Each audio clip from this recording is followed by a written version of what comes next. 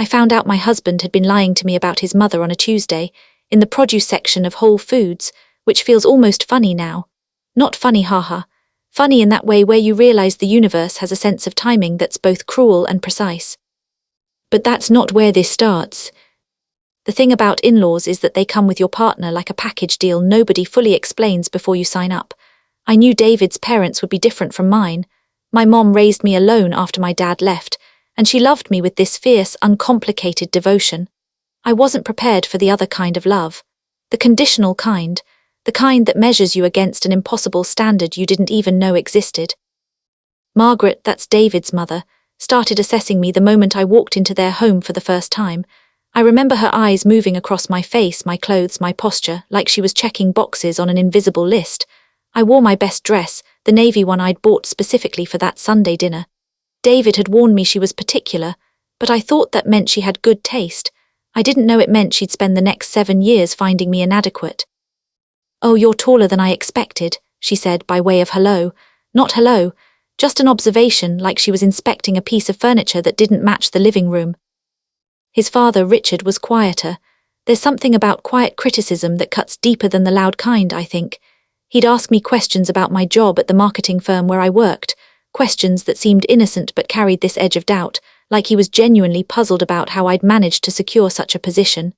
"Did you go to a state school?" he asked once. When I said I had, he nodded slowly, like that explained something mysterious. I don't think they were evil people. That's the thing, they weren't cartoonishly cruel. They were just dismissive, the way you might be dismissive of something you don't value, something you don't think really matters. David never noticed, or maybe he noticed and didn't know how to change it. Maybe he was so used to being their son that he couldn't see what they were doing to me. When I'd mentioned something Margaret had said, something that made me feel small, he'd defend her. "That's just how she talks," he'd say. "She doesn't mean anything by it. But words have weight whether you mean them or not. They accumulate, they build walls." We got married in the fall, a small wedding because my family was small and his was complicated. After the ceremony, Margaret pulled me aside in the church hallway. "Well," she said, "I hope David knows what he's doing." I was still wearing white. I was still smiling in photographs, but I remember feeling something shift in my chest, like a door closing. The years that followed were a specific kind of painful, the kind you don't talk about much because it seems petty. Nobody was shouting, nobody was hitting anyone. It was just consistent, persistent coldness wrapped in the language of concern. "Are you sure you're eating enough vegetables?" Margaret would say, looking at my plate. "Your skin looks a bit tired." Comments about my family being unconventional, suggestions that I was too ambitious, that maybe I should focus more on being a wife. The way she'd look at me when I talked about my work, like I was speaking a language she found tedious. David's sister Jennifer was sometimes better and sometimes worse. When she was kind, it felt like a small miracle. I'd do anything for those moments of acceptance from her, which probably says something sad about my tolerance levels by that point. She was getting married 3 years into mine and David, and when I asked to be involved in planning, there was this awkward silence. "Well," Margaret said, "Jennifer usually prefers to handle things with family." The implication was clear. I wasn't quite family. My mother died on a Sunday in March. Suddenly a stroke while she was watering her plants. Just gone. I called David from the hospital and he came immediately, held my hand while they explained things in that careful way people do when someone's life is now divided into before and after. He was there. He was real with me in that moment. But when we told his parents, Margaret's response was, "Oh no, that must be difficult. Well, I suppose you didn't see her very often anyway, did you?" She wasn't wrong. Work had meant I wasn't able to visit as much as I wanted. But there's a difference between stating a fact and using it like a knife. I didn't stay with them much after that. The grief made me quieter, pulled me inward. David was supportive in his way, but he also seemed to think the appropriate response was to move on, to plan a vacation, to invest in a nicer car. I didn't know how to explain that my mother was gone in a way that made everything else feel weightless. Here's where the small kindness comes in, and I almost want to skip over it because it seems too small to matter, but that's the point, isn't it? There was a man at my gym named Marcus. I'd been going to the same yoga class for months, just a regular Tuesday evening thing, something my therapist suggested to help me sleep. Marcus worked the front desk. He was in his 60s, black, with this calm presence that made even the fluorescent-lit gym feel slightly less terrible. One Tuesday in May, just after my mom died, he asked how I was doing. Not in that shallow way people do. He actually waited for an answer. And somehow, I told him. I stood at the front desk for 20 minutes and cried while he handed me tissues and said things like, "That's real hard, and it's okay to feel it." The next week he gave me a small book. "It's about grief," he said. "Not the Instagram version, the real one." I took it with me but didn't read it for months. I stuck it on my nightstand and walked past it every day. It became this small, quiet presence in my life. But that's jumping ahead. This is the part where the cracks become obvious. David started acting strange in the summer. Secretive. He'd get text messages and laugh at his phone in this closed-off way. When I asked who he was talking to, he said, "Just Mom, she's being funny." But his mom wasn't funny. I'd never heard him laugh like that about his mom in 7 years. Then there were the late nights at work, more and more of them. He'd come home and there was this distance between us, like he was physically present but somewhere else entirely. I'm not stupid. I knew something was happening, but I didn't want to know, so I didn't ask. That's its own kind of betrayal, isn't it, when you're complicit in your own blindness? The thing that finally broke it open was so mundane I almost missed it. I was at Whole Foods, picking up ingredients for a dinner I was planning, and I saw David's mother in the produce section. She was with a woman I didn't recognize. And they were talking with this intimacy that made me stop. Margaret was touching this woman's arm, laughing. Her face was open in a way I'd never seen directed at me. They were talking about a wedding, not Jennifer's wedding, that was years ago now, something else, something recent. I followed them out of curiosity, which is maybe pathetic, but I did. I watched from the parking lot as they hugged, and Margaret kissed this woman's cheek. Then David arrived, my David. He walked right over to them and he hugged Margaret in a way that made it clear something had happened between them, something big. I went home and waited. When David came in that evening, I asked him directly, "What's going on with your mother?" The silence was so long I could hear the refrigerator humming. "We're working on things," he finally said. "Me and her, she's been different lately and I wanted to try again." "With your mother?" "Yes." "Okay," I said, because what else was there to say? "That's good." But it wasn't good. It was the thing that broke me, even though I couldn't articulate it yet. He was working on his relationship with his mother, the woman who had spent 7 years making me feel like I didn't belong, like I wasn't enough, and he hadn't discussed it with me. His wife, the person who'd heard every cutting comment, absorbed every slight, smiled through every family dinner while being dissected with the precision of someone judging livestock. What I found out later, piece by piece, was that Margaret had had a health scare, a diagnosis of early-stage cancer. She'd decided she wanted to reconnect with her son, make peace, fix things, and she'd apparently decided to start this process by excluding me. David had been spending hours with her, private lunches, therapy sessions where they talked about their relationship, their pain, their loss. He was giving her the emotional labor and presence that I'd been asking for from him for months. Years, maybe. Margaret was dying, or thought she might be, and suddenly she mattered to him in this urgent, immediate way. I don't think he was sleeping with someone else. I wish I could say that, because infidelity is simpler. It's cleaner. But what he did was maybe worse. He chose her over me.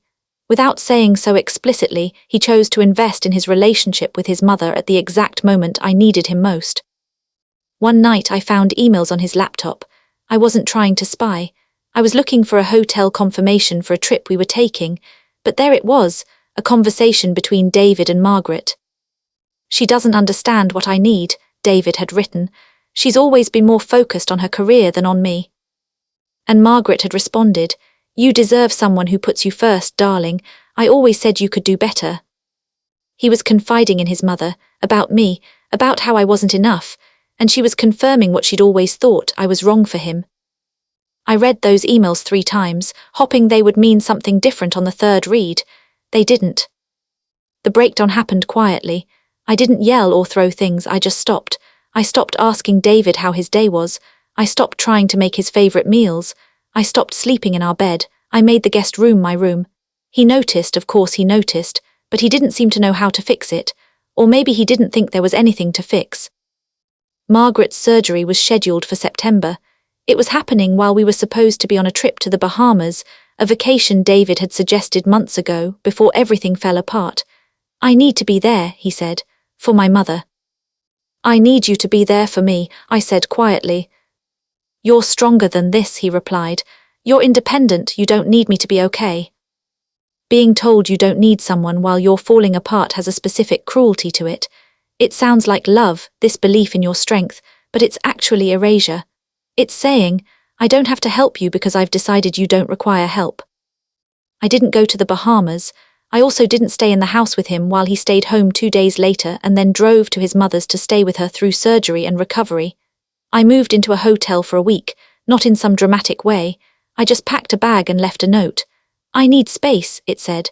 That was all. The hotel was a Marriott near the airport, the kind of place where nobody knows anybody and that anonymity feels like a mercy. I watched terrible TV. I sat by the window and looked at the parking lot. I thought about my mother, about the fact that when she needed me I hadn't been able to be there the way David was being there for Margaret. I'd had work-life obligations. My mother had never made me feel wrong for that. She'd always said, "Live your life, sweetheart, I'm okay." On the 4th day I went back to the gym. I needed to feel something other than numb.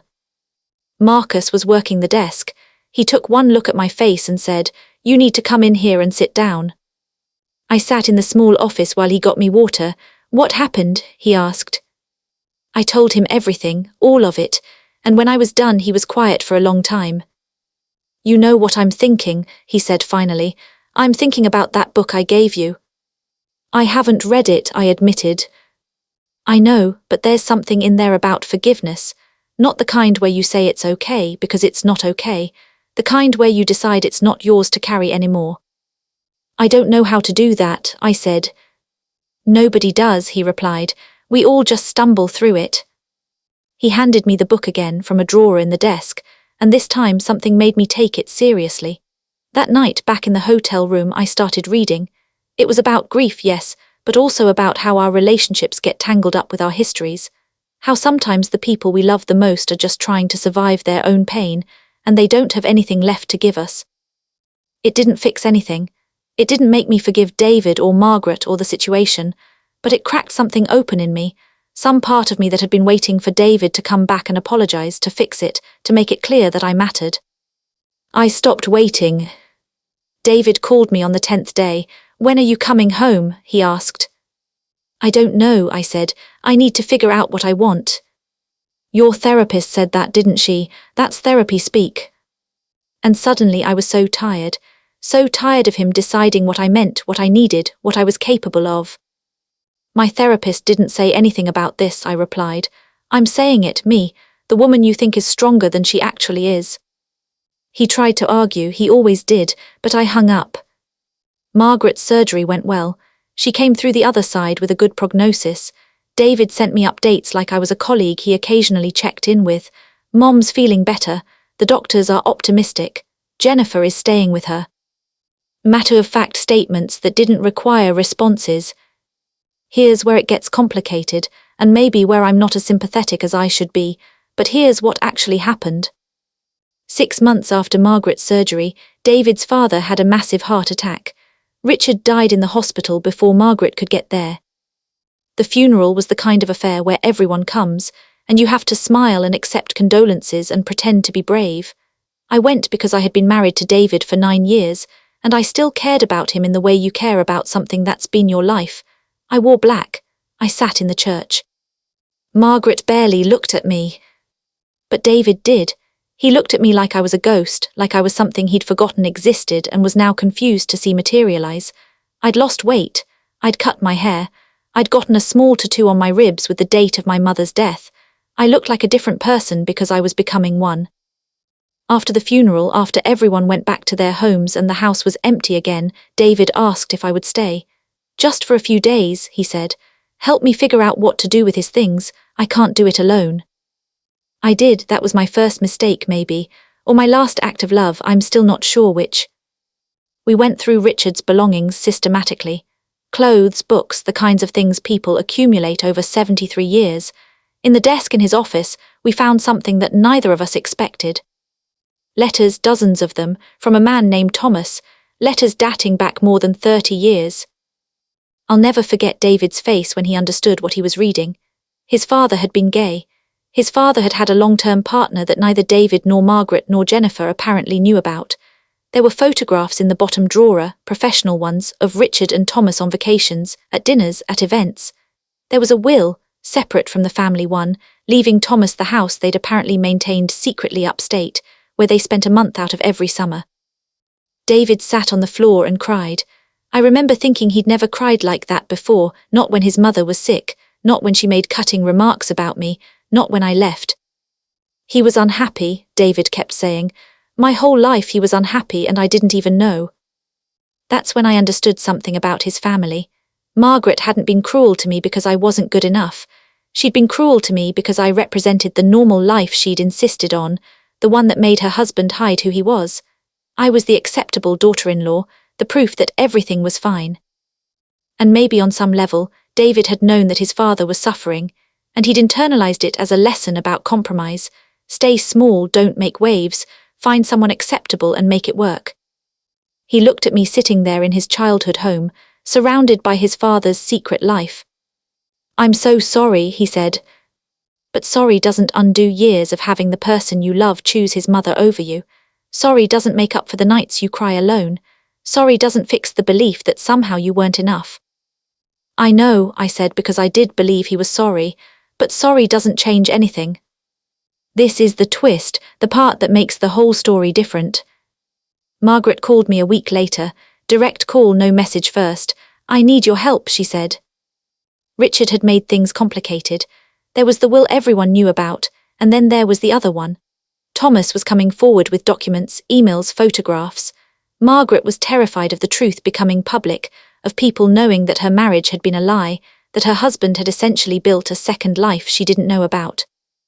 Richard left him money, Margaret explained, her voice shaking. A substantial amount, and the house upstate. If people find out it will, everyone will know that he was having an affair, I said, because she couldn't quite say gay. I need you to talk to him, she said. To Thomas, David is too emotional about this, Jennifer is too angry, but you might understand, you're smart, you could help negotiate something that keeps this private. I was being asked to fix her problem. The problem her husband had left behind, the evidence of the life he couldn't live openly, the proof that at least one person in that family had been brave enough to love authentically, even if he had to do it in secret. No, I said. What? No, I won't help you cover this up.